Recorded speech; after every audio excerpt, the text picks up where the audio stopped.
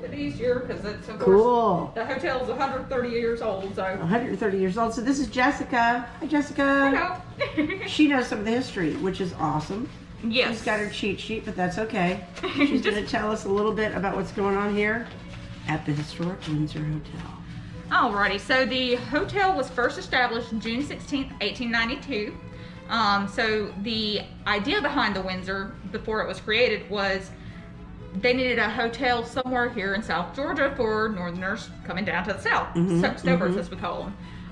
And the only hotels around here were not that nice, best to say.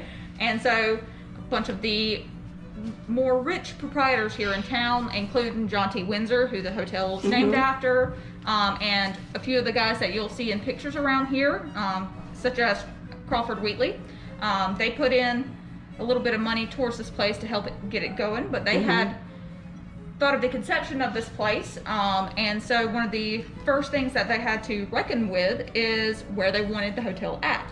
Okay. Well, we're located within a mile walk, less than a mile walk from the railroad, which used to be called Sam Short Line or Sam Railroad. It goes from Savannah, Americus to Montgomery. Right. And actually, it also had an intersection that went from Florida to up north. Cool. And so, of course, this was a big hot spot back in the day with all the travelers. And so this was the perfect spot with it being a short walking distance from the railroad. And so now that they had the spot, they had to figure out what kind of style they wanted or what architecture style they wanted. And so a couple of blueprints were sent in, one being a big boxy wooden build, not very pretty, I will say that, or the second build, which is what the hotel is now. What we have today, right? Yes, and that was sent in by a Gottfried Norman. He is a architect that actually has several buildings located in Savannah and Atlanta. Very, very nice. He really enjoyed the Victorian style. And so, of course, they saw that design and they were like, absolutely, we're going to go for that. So the next thing that they wanted was, that's my boyfriend, ignore him, I'm sorry. So the next thing that they were considering was the name for the place. So they first went with Alhambra, which is a palace in Spain, but of course we're in the South, about the South Bible Belt, and so that sounded a little too exotic for the locals. Okay. And so they held a town vote. They were trying to figure out a name for the place. And a lady in the back who knew John T. Windsor and his wife Emily yelled Windsor. So everyone starts muttering, oh, Windsor, okay, this would work. Gotcha. This would work. Okay, well, we're going to call it the Windsor, like the Windsor Palace. And so that's the name that stuck.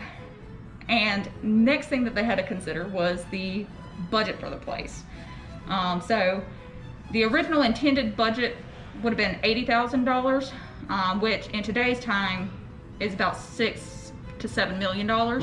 But they went grossly over budget, and it ended up being $150,000, almost double what they had intended for. So once they had the money for the place, they had to, of course, source materials and whatnot. Here in the lobby, we have wood from North Georgia. It's heartwood from oak and pine. We also have the marble underneath our feet, which is from Cortona, Italy. Very, very nice. Won't find that very many places.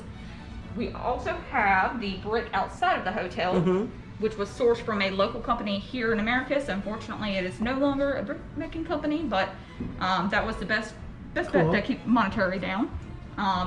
And so it only took us within 4 years of the idea of building this place to the establishment.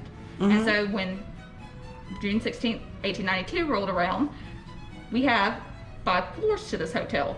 So there was our lobby here. This was mainly designed for offices and checking in for the front desk and whatnot.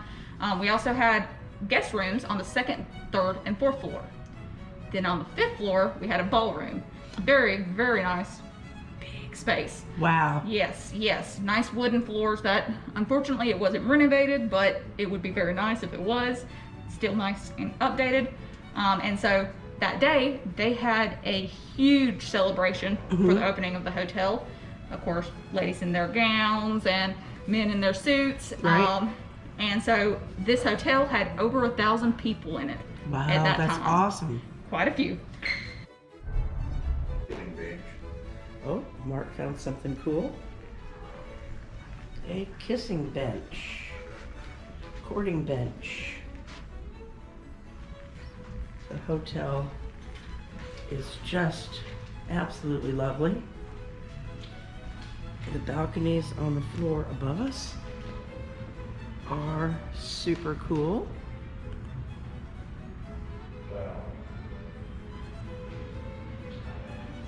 And looking down, there's the fireplace. I'll tell you a little story about the fireplace here in just a minute. And we're going to go this way.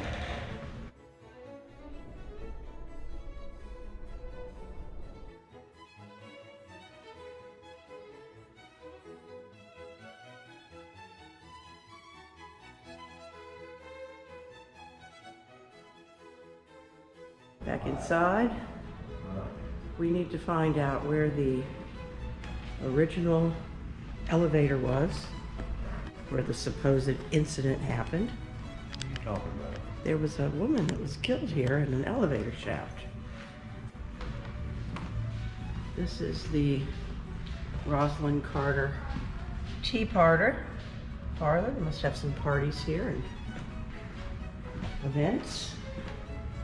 And Mark has found his way outside, which I love. Can't wait. Let's go see it.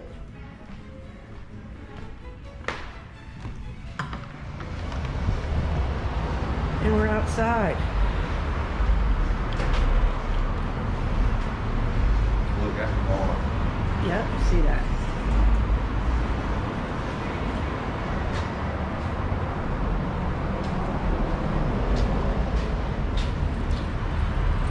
Building across the way, the Allison building.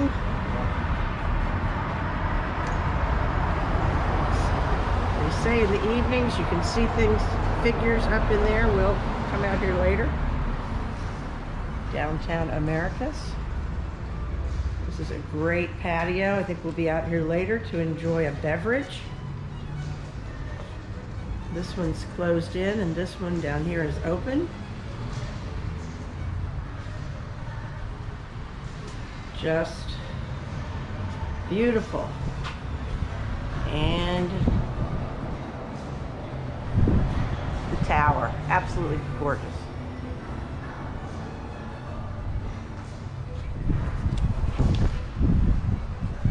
Now here we are. I just wanted to tell you that when we first got here, my GoPro died and I came in and used just my phone, took some pictures of the fireplace, one picture, maybe two, and it came out 22 images on my camera. I just don't know quite what to think about that. It does seem like maybe there's some paranormal stuff going on here, but we're just going to play it by ear and see what happens. When we arrived at the Windsor Hotel in Americus, Georgia, we started photographing things, including this fireplace.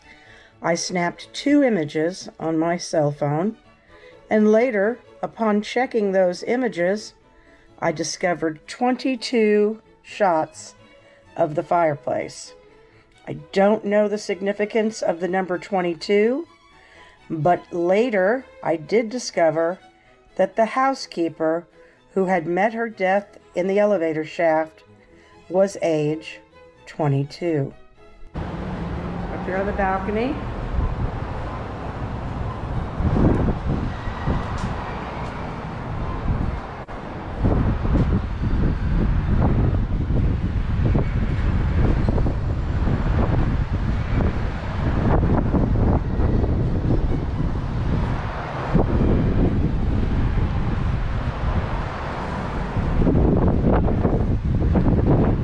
Downtown Americus.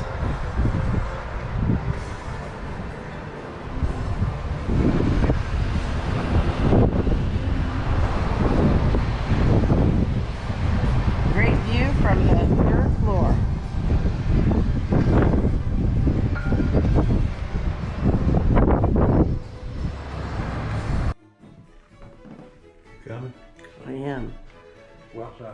So here's our room. We're about to head out and do some exploring. Late that night on our visit to the Windsor Castle, we would hear footsteps and voices in the hallway.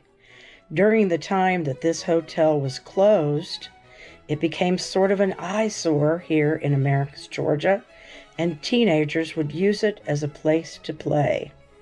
During their times goofing around in the old hotel, it is said that they would find secret passageways and hidden hallways. They also experienced many creepy paranormal type events when they were up late at night at the old Windsor Hotel.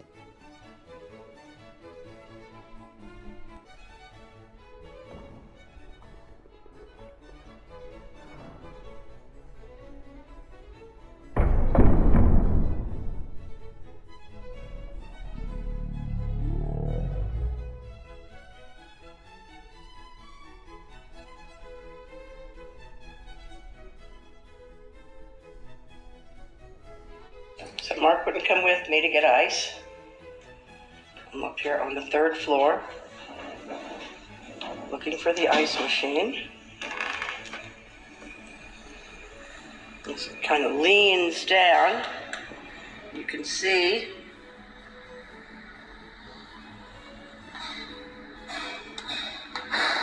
this is a very cool hotel.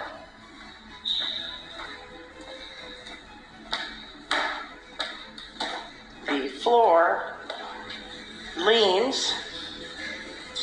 If I put a ball right there, it would roll right down.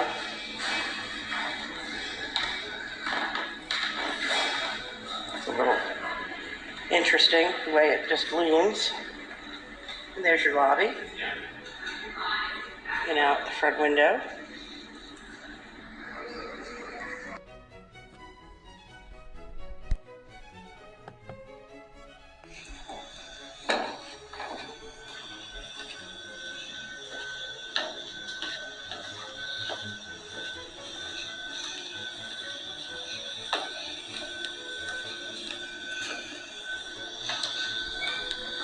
On the 3rd floor,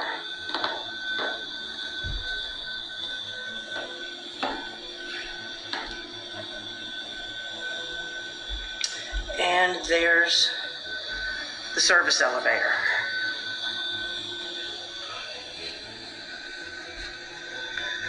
Service elevator is where the story goes that a housekeeper and her daughter fell to their death here at the service elevator. I'm going to go down this hallway and get ice, and hopefully nothing will happen.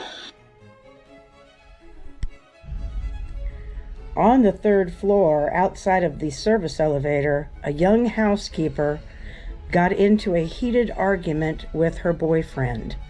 The boyfriend accidentally knocked the housekeeper's young daughter into the open elevator shaft, where she fell to the basement floor to her death.